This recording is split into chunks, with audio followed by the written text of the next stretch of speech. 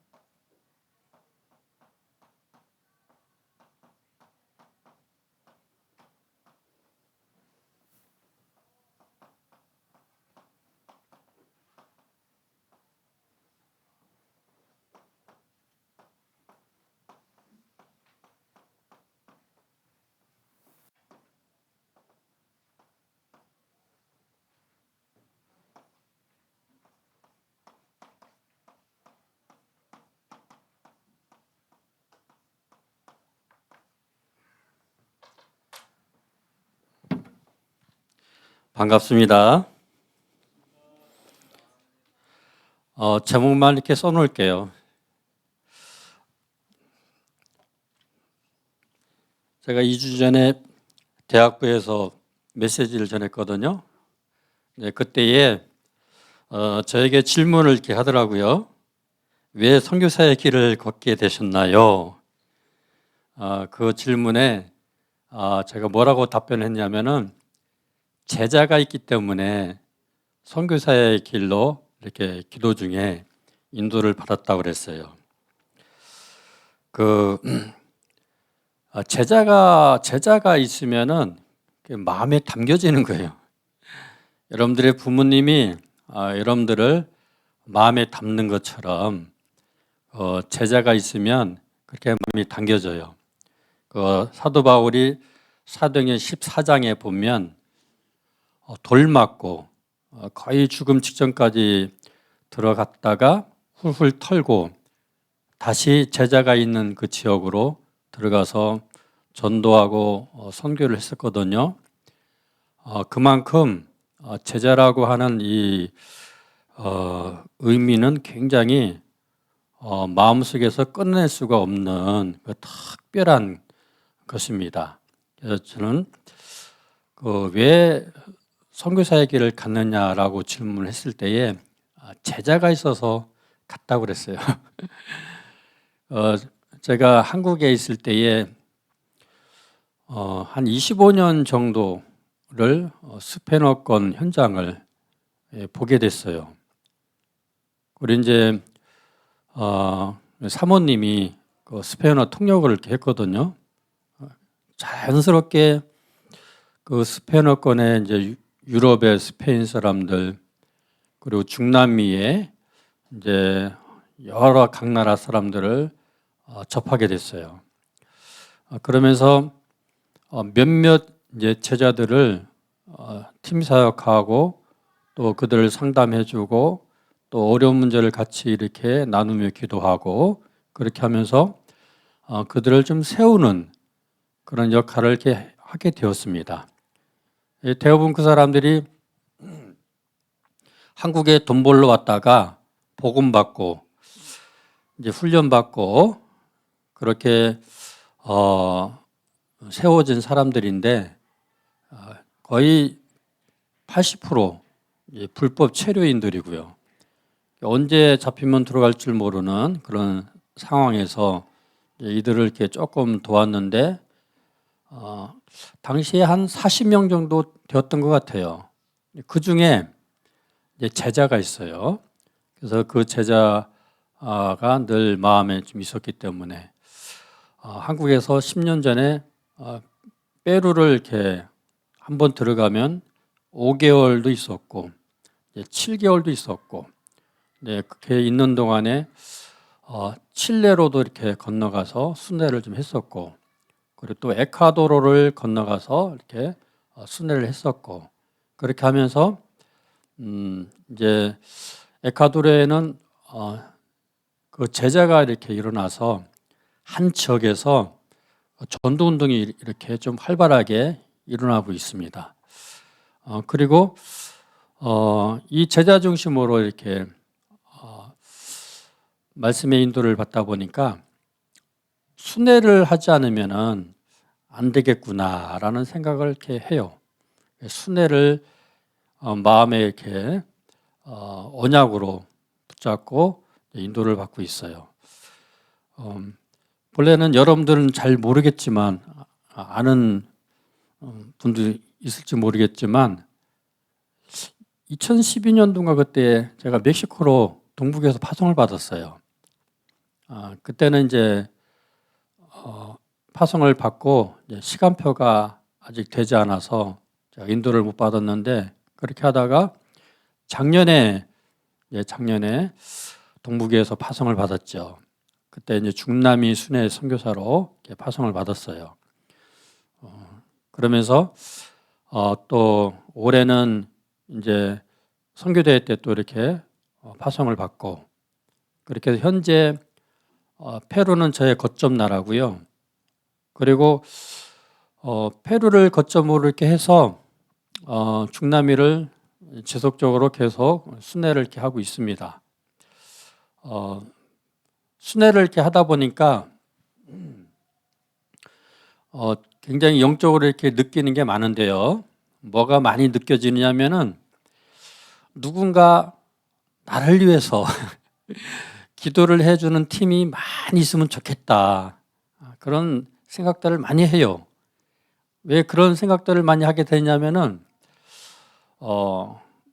그 페루라고 하는 그 나라는 좀 후진국의 개발도상 국가에서 약간 밑에 이제 막 진입하는 그런 과정의 나라인데 치안이 정말 안 좋아요. 치안이 너무 안 좋기 때문에 항상 이렇게 우리가 이제 어디 현장을 다니게 되면은 늘 하나님 이제 기도를 하죠. 특별한 이렇게 만남이 없이는 현지인들과의 특별한 만남이 없이는 우리가 일방적으로 막 캠프를 하고 다니고 그렇게 할 수가 없어요. 외국인들은 이제 타켓이 되기 때문에 그래서 그런 어떤 그 흑암망대가 좌우하는 그런 선교지에서 현장을 다니다 보면 늘 누군가 나를 위해서 기도해 주는 그런 분들이 참 많았으면 좋겠다. 그런 생각을 참 많이 합니다. 자, 여러분들은 이 한국이라는 나라가 정말 복받은 나라예요. 여러분들 날씨가 조금 있으면 더워질 텐데 여러분들 더우면은 에어컨 빵빵하게 틀어주는 도서관에 가서 공부하면 되잖아요. 그죠? 여러분들 학교에도 에어컨 틀어주잖아요. 에어컨 틀어주는 나라가 별로 없어요. 페루만 해도 거의 에어컨 많이 안 틀어요. 택시를 타도 그냥 그 더위를 그냥 불편하지만 그걸 받아들여요. 그 사람들은. 이런 뭐 식당 같은 데 가도 에어컨 안 틀어줘요. 더우면 더운 대로 불편하게 사는 대로 길들여져 있어요. 근데 우리 한국은 어디 뭐 식당 같은 데 가면 다 여름에 에어컨 틀어주고 좀 덥다 생각하면은 잠깐 더위 피하자 하면 은행 가도 에어컨 빵빵하게 틀어놨기 때문에 은행 가서 땀 식히고 또 길을 걷고 그렇게 하는데 여러모로 이제 페루라고 하는 나라는 우리 한국식으로 생각을 하면은 이제 이해가 이제 불가한 그런 땅이죠. 이해가 불가한 땅. 우리 한국식으로 생각하면은 뭐든지 불편하고 뭐든지 이렇게 힘이 든 그런 나라입니다. 근데 여러분들이 한국에서 왕 같은 제사장의 나라, 한국에 은혜가 있고 복음이 있고 또 교회 가면 아직까지 영적 분위기가 살아 있어서 예배를 편안하게 들을 수 있는 그런 곳에 있는 것 자체가 하나님께서 여러분에게 특별히 나라를 통해서 주신 축복인 거예요. 감사해야 돼요. 여러분들 감사가 안 나오면 한번 건너오면 돼요. 비행기 타고 여러분들 돈 없어요? 알바해서 알바해서 티켓값 마련해가지고 저 뒤에 계신 장로님하고 전사님하고 한번 건너오세요. 그러면은 감사가 이렇게 내가 감사 못했구나. 내가 복음 받았는데 내가 기뻐하지 못했구나. 참 임마누엘 내가 못 누렸네. 내가 회개해야겠다. 그런 어떤 영적인 눈이 열릴 수가 있는 나라가 선기지예요, 선교지. 여러분들 한번 기도하면서 준비 한번 해보세요.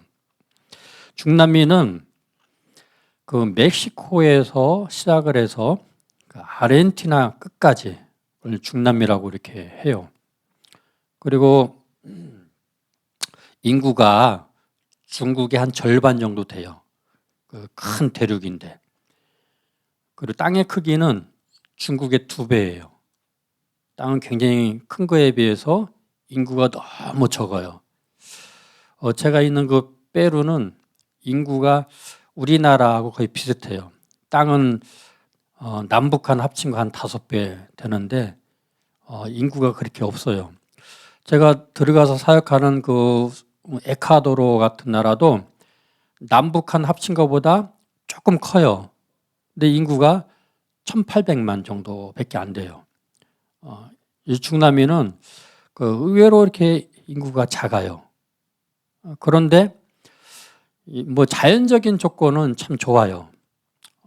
사계절 이렇게 있지만 우리나라처럼 막 영하로 막 떨어지고 그렇지 않아요. 근데 모든 면에 이제 지하 자원도 많고, 그런데 여러분들 잘 아시는 것처럼 그 영적인 문제는 아주 심해요. 엄청나게 심해요. 우리나라 같은 경우에는 선교사님들이 조선시대에 들어와서 복음을 이렇게 전했잖아요. 그죠? 100년이 넘은 지금 상황에서 선교사님들이 이렇게 복음을 줬기 때문에 우리나라가 조선시대에 살았던 그런 배경에서 선교사님들의 그 역량으로 시스템이 확 바뀐 거예요. 정치며 경제며 문화며 교육이며 모든 전반에 걸쳐서 한 나라의 시스템이 확 바뀌었어요. 그렇기 때문에 이 한국 같은 선교사님들이 들어와서 복음 전해서 이렇게 바꿔놓은 사례들이 별로 없어요. 여러분들이 그 축복된 가운데서 지금 신앙생활을 이렇게 하고 있는 거예요. 근데 제가 페루에 가서 이 페루의 이 나라에 선교사님들이 들어와서 어떤 그 선교를 했고 또 선교를 한 그 열매로 어떤 작품을 남겼는가, 그걸 알기 위해서 페루의 그 교회사를 한번 제가 이렇게 찾아봤어요. 그랬더니 교회사를 이렇게 찾아봤는데 뭐 페루가 어떤 선교사님들이 와서 이런저런 선교를 했다라고 할 만큼 기록이 없어요. 그러니까 아예 선교사님들이 들어갔지만 작품을 남길 만큼의 선교를 하지 못한 거였어요. 그러다 보니까 그 페루라고 하는 나라가 얼마나 이 영적 문제가 심하겠어요. 굉장히 영적 문제가 심한 거죠. 자, 여러분들 오늘 말씀 제목이 어떻게 오늘 그 주일 강단 말씀하고 비슷한지, 제가 먼저 강단 말씀 듣고 준비한 게 아닌데 오늘 7천 전문 지역 계층 설명하시면서 그 은혜로 남은 자에 대해서 목사님 말씀을 이렇게 전하셨거든요. 근데 참 여러분들이 앞으로 여러분들 시대는 237 현장을 여러분들이 살려야 될 그런 시대, 5천 종족 여러분들이 제자가 되어서 찾아야 되는 그런 상황이기 때문에 그 무엇으로 이 일을 감당할 수 있을 것이냐, 은혜의 보좌 앞에 담대히 나아가는 그런 렘넌트가 되었을 때에 여러분들을 통해 237 현장을 살릴 수 있는 거고 5천 종족을 살릴 수가 있는 거예요. 자, 여러분들 본론적으로 말씀을 이렇게 보면은 은혜라고 하는 그 의미를 한번 이렇게 우리가 조금 이해를 할 필요가 있어요. 은혜. 그 히브리어로 은혜라는 말을 헨이라고 그래. 헨. 여기에는 이제 두 가지 의미가 있는데 하나님 편에서 의미를 말씀드리는 거예요. 불쌍히 여기신다. 긍휼히 여기신다. 공짜로 이렇게 값없이 주시는 것을 그걸 은혜라고 해요. 은혜. 하나님 편에서 볼 때. 이제 이 은혜라고 하는 것을 성경에 구약 성경과 신약 성경에 엄청나게 많이 강조를 합니다. 여러분들 한번 성경 검색을 한번 해보면은 은혜라고 하는 단어를 치면은 은혜라고 하는 그 말씀이 엄청나게 많이 나와요. 그만큼 이 은혜라고 하는 이 부분만큼은 여러분들이 잘 깊이 있게 묵상을 할 필요가 있어요. 특히 이제 그 요나서를 한번 여러분 읽어보면은 거기에서 하나님께서 여러분들에게 베푸시는 그 은혜에 대해서 잘 설명을 하고 있어요. 은혜. 하나님께서 요나 선지자에게 니느웨로 가라.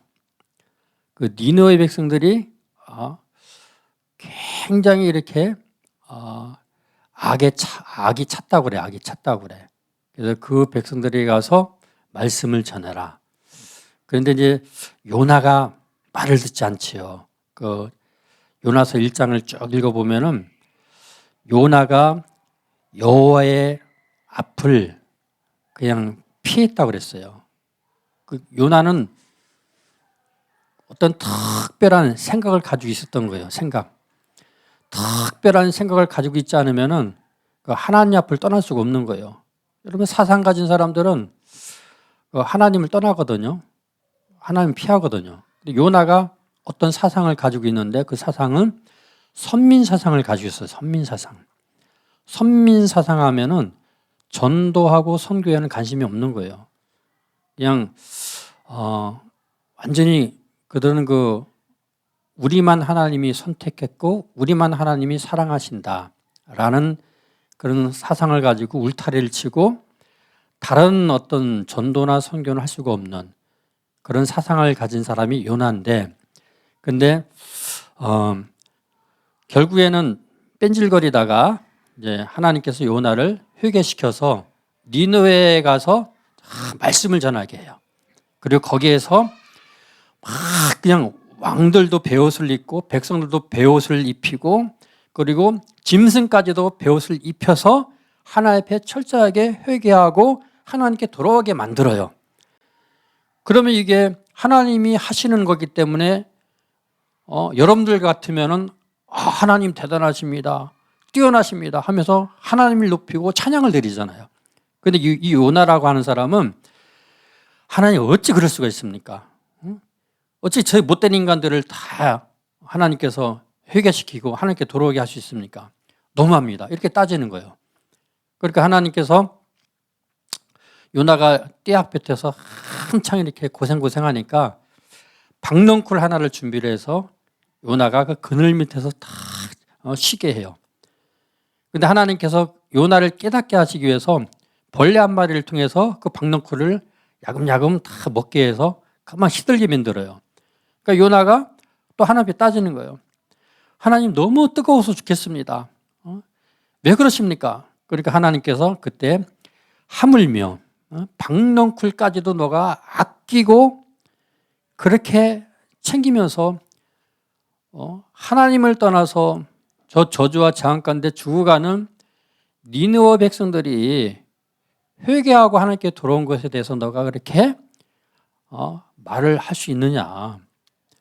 그렇다면 이 니느웨 백성들이 훌륭해서 말씀을 듣고 하나님께 돌아왔나요? 아니죠.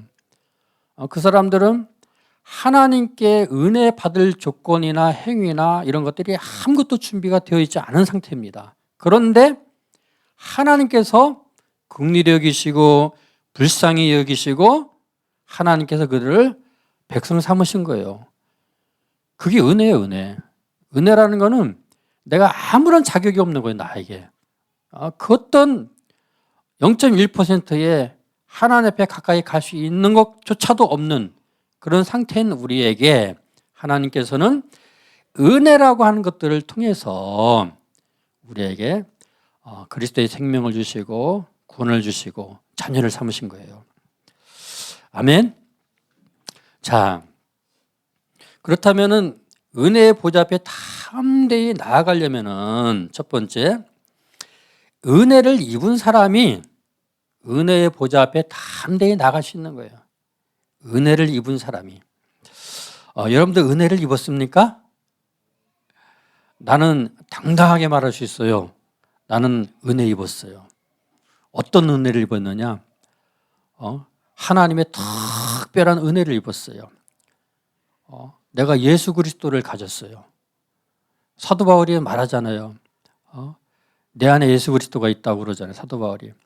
그것이 배경이라고 그러잖아요. 내 안에 예수 그리스도가 계세요. 그것이 은혜예요. 자, 여러분들 이것이 은혜라고 하는 이 부분을 놓고 늘 감사하고 기뻐하고 할 수 있는 사람을 하나님께서 쓰시는 거예요.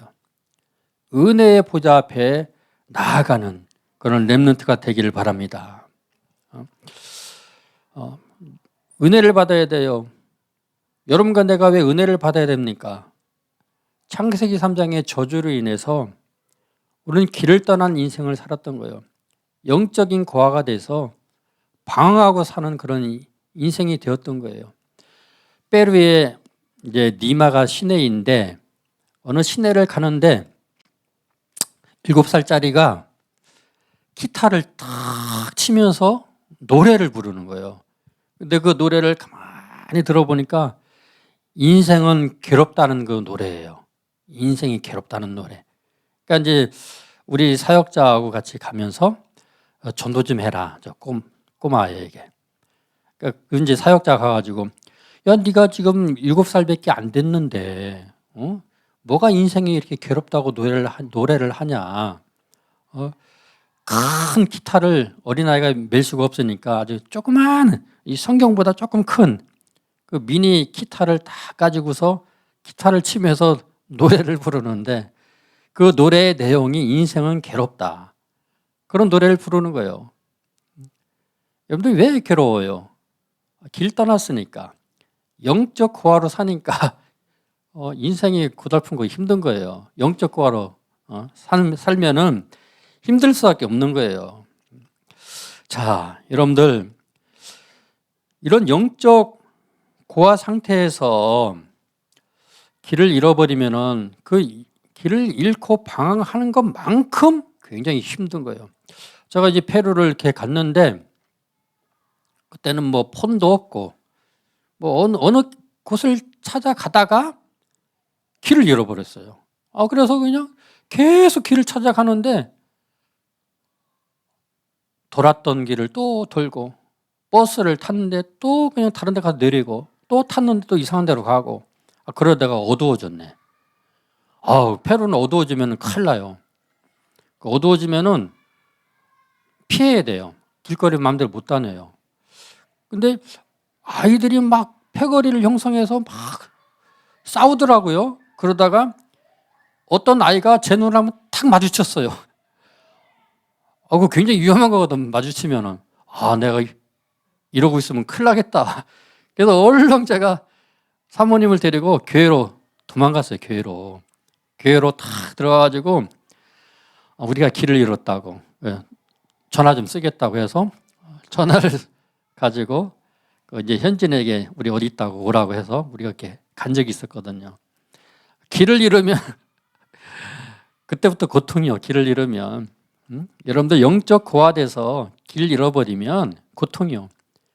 하나님의 자녀가 됐어도 언약을 놓쳐버리면 고통인 거거든. 공부하는 렘넌트가 언약 안에서 기도 속에서 공부를 해야 길을 잃지 않는 거예요. 여러분들 여기 있는 그 선교사님이 렘넌트 사역을 중고등부 사역을 내가 전도사로 10년 이상을 했어요. 그때에도 뭐라고 얘기를 했냐면은 청소년들의 자살률이 세계 1위라고 그랬어요. 1위. 근데 얼마 전에 인터넷 검색을 해보니까 지금도 1위래. 청소년들의 자살률이. 이게 해결되지 않는 거예요, 사실은. 이 영적 문제가요, 이 언약 떠나면은 해결되지 않는 거예요.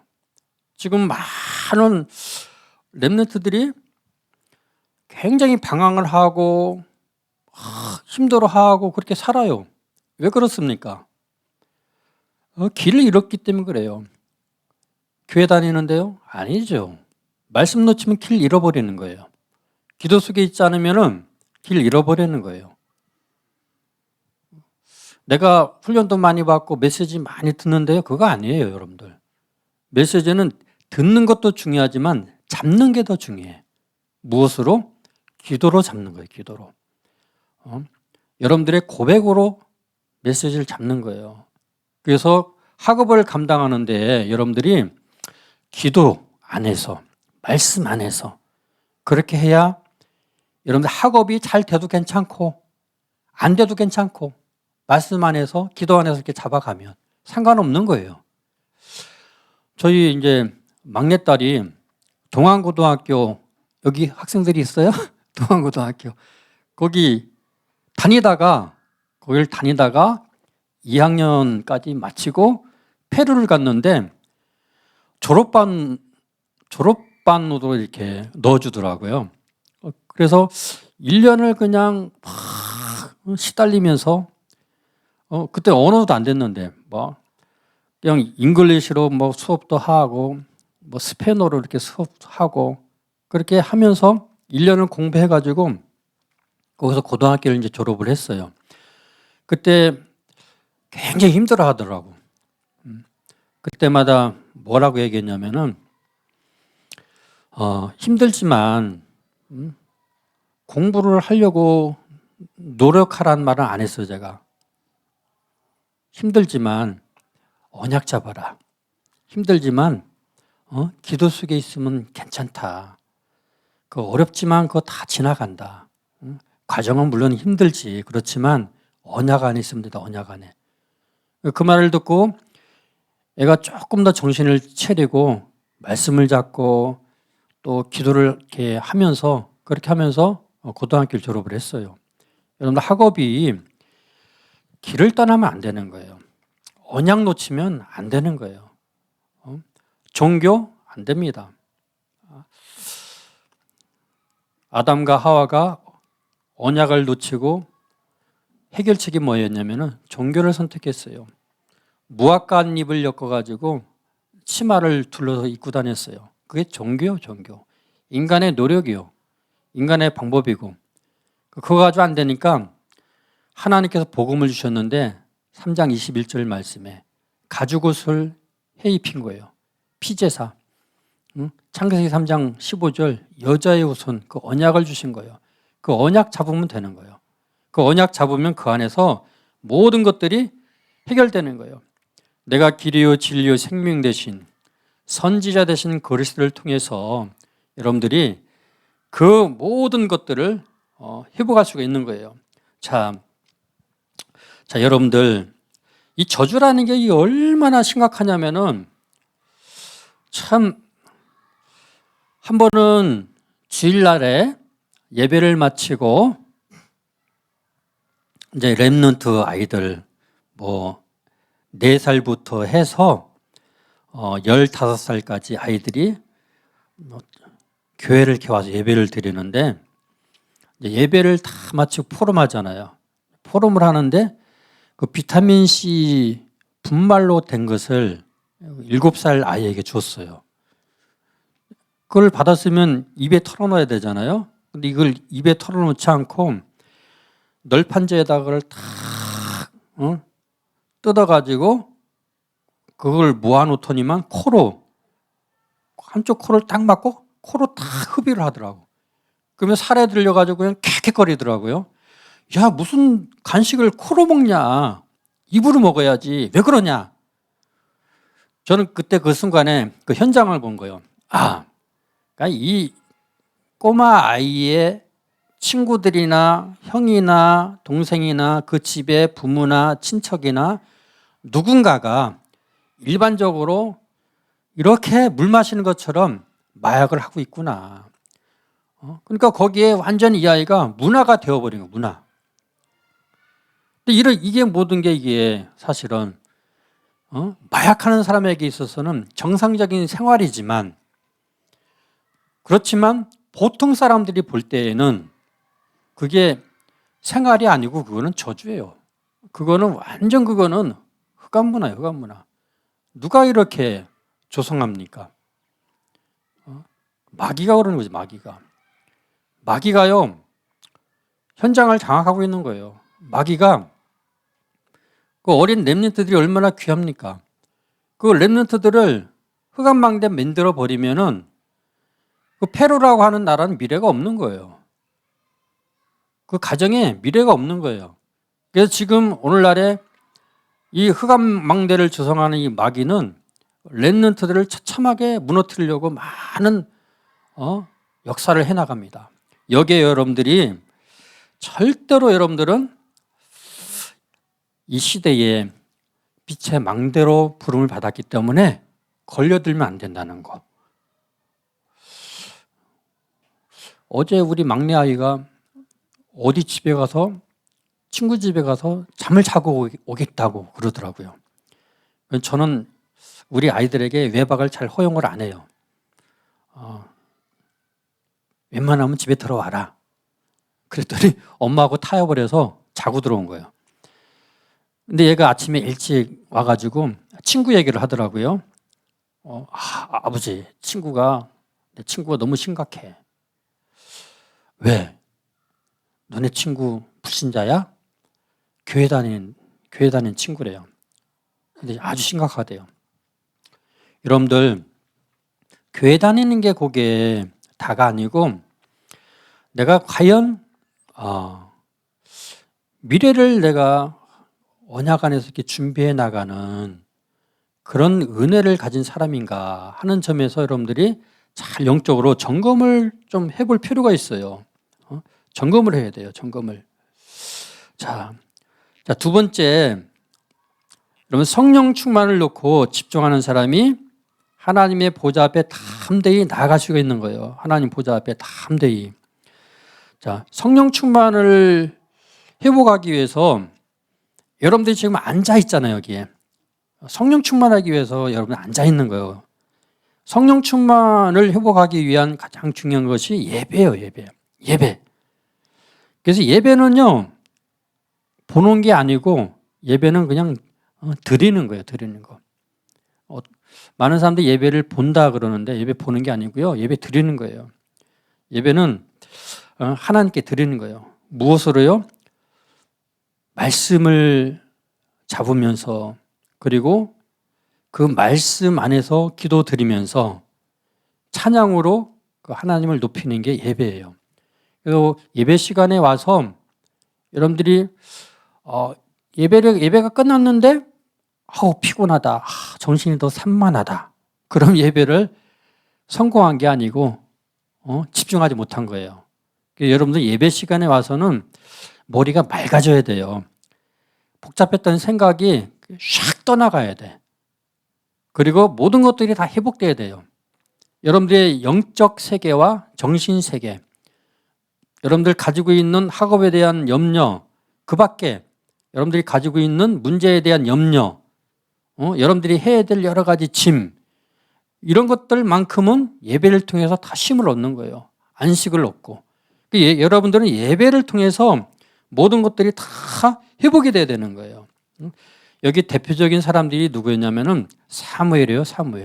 사무엘은요 어릴 때부터 영적으로 말씀 듣는 귀가 열려 있었어요. 어릴 때부터. 다윗은요 청소년 때, 여러분 때에 기름 부음을 받았는데 여호와 하나님의 신에 크게 감동 입었다고 그랬어요. 여러분 때에 성령 충만을 받아야 되는 거예요. 여러분 때에 성령 충만 받으면 모든 것들이 다 응답되는 거예요. 또 성경에서 구약 성경에 내가 제일 좋아하는 인물이 다니엘인데, 이 다니엘은 이 얼마나 멋진 사람이에요.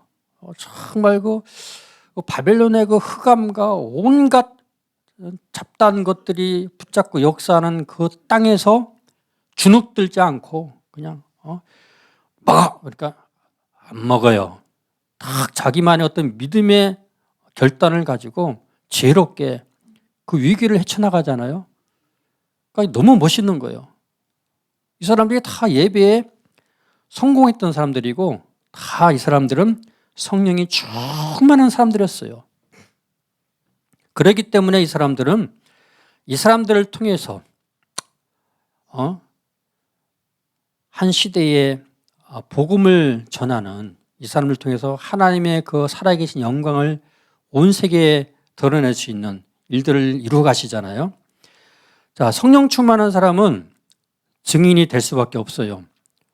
얼마 전에 다민족 사역자를 데리고 양화진을 한번 갔다 왔어요. 여러분들 양화진이 뭐 하는 곳인지 알지요? 양화진 갔다 온 사람이 있어요, 여기에? 또 손을 한번 번쩍 들어보세요. 다녀온 사람. 어휴, 많이 갔다 오셨네. 우리 전도사님은 안 갔다 온 사람들 있지? 한번 꼭 팀을 구성해서 다녀오세요. 여러분들 핵심 같은 데는 한 번 안 가도 괜찮아요. 그러니까 양화진 같은 데는 꼭 가야 돼. 가가지고 그 안내하시는 분들을 통해서 거기에 묻혀 있는 분들이 왜 묻혀 있는지 여러분 꼭 들으셔야 돼요. 그걸. 자, 이분들이 다 증인들이었어요. 구한말 시대에, 조선 시대에 들어와가지고 20대 초반 내지 30대에 와서 젊음을 갖다 불살라 버렸어요. 얼마나 힘든 그런 상황에서 이들이 성령 충만하고, 이들은요 성령 충만했기 때문에 이들이 우리나라에 여러 가지 많은 작품들을 많이 남겼어요. 제가 말씀을 안 드려도 선교사들이 남겨놓은 작품들이 뭐였는지, 그들이 무덤에까지 들어가서 기념비를 남겨놓고 갔잖아요. 그러니까 여러분들은 여기에 성령 충만하면 증인이 된다. 성령 충만하기를 위해서 집중하는 사람이 하나님 보좌 앞에 담대히 나갈 수 있는 거예요. 렘넌트 7명의 특징, 하나님의 보좌 앞에 담대히 나갔다는 점. 하나님 앞에 나가는 데 있어서는 꿀리지 않았다는 거. 하나님 앞에 나갈 때는 담대히 나갔다는 거예요. 아주 담대하게. 여러분들이 앞으로 맞이할 시대는 237 시대예요. 5천 종족 살려야 될 그런 시대고, 그렇기 때문에 여러분들이 미래가 아주 분명한 거예요. 분명한 미래를 가지고 있는 거기 때문에 성령 충만을 위해서 하나님의 보좌 앞에 담대히 나가는 거예요. 그냥. 나는 6살 때부터 교회를 다녔는데요, 목회자가 되기 위해서 16살 때 하나님 앞에 서원을 했어요.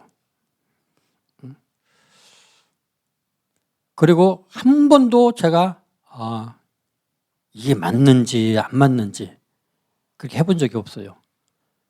16살 때 목회자 되기 위해서 하나님 앞에 내 전문성을 찾은 거죠. 그러니까 나의 전문성. 여러분들 목사 되는 얘기가 아니고 전문성을 일찍 찾을 수가 있는데, 성령 충만하고 여러분들이 언약의 끈과 기도의 끈을 늘 놓치지 않으면 그걸 알게 하신다는 거예요. 저희 딸이 이제 대학교를 가야 되는데 얘가 막 이렇게 갈등하는 거예요. 어디를 가야 될지. 간호학을 가야 될지, 간호학을 공부해서 돈을 벌어야 될지, 아니면 뭐 환경공학을 해서 또 그쪽 분야로 가야 될 것인지 선택을 못 하는 거예요. 야야, 너무 그렇게 헷갈리지 말고 언약 잡고 기도해라. 기도하면 하나님께서 인도해 가실 거다. 한번 기도에 한번 올인해봐라. 성령 충만하면 하나님께서 너의 미래의 앞길을 열어가실 것이다.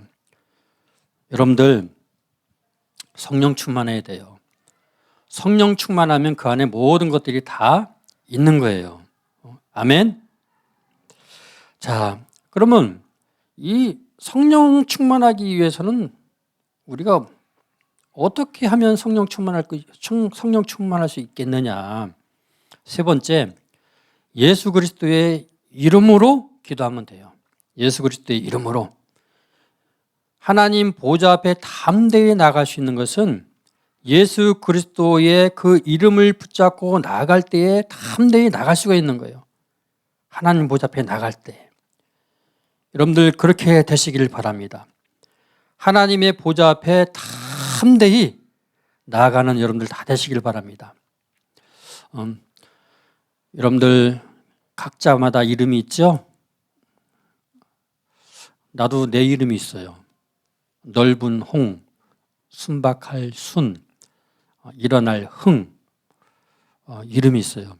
근데요, 여러분들이 가지고 있는 부모님이 여러분들이 주신 그 이름은 정말 축복된 이름이요.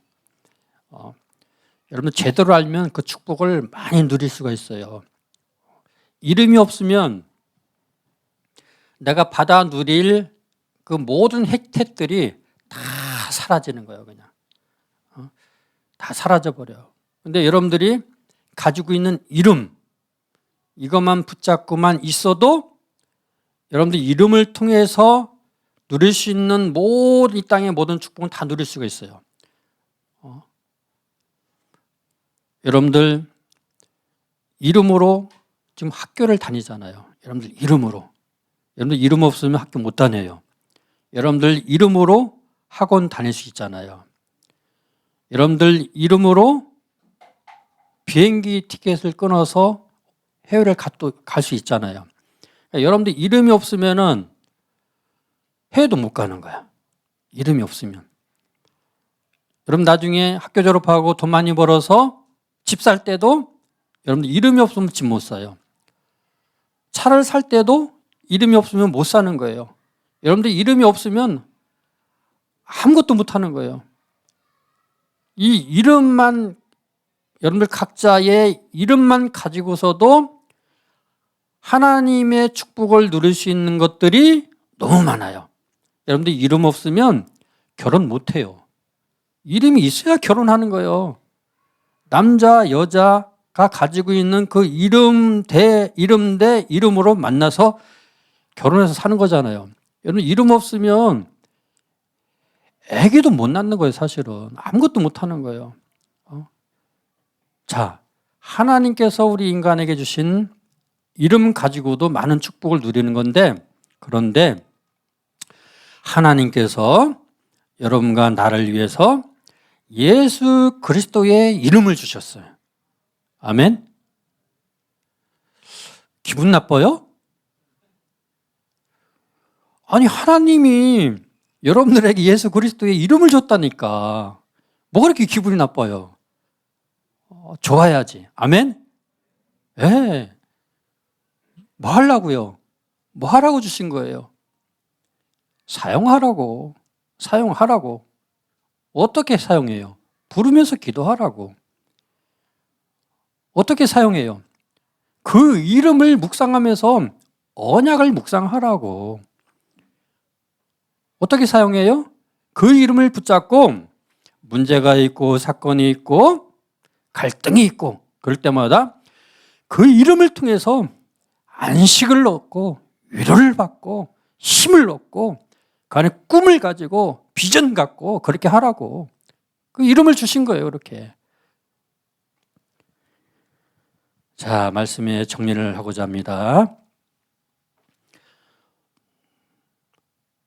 하나님의 보좌 앞에 담대히 여러분들이 나가셔야 돼요.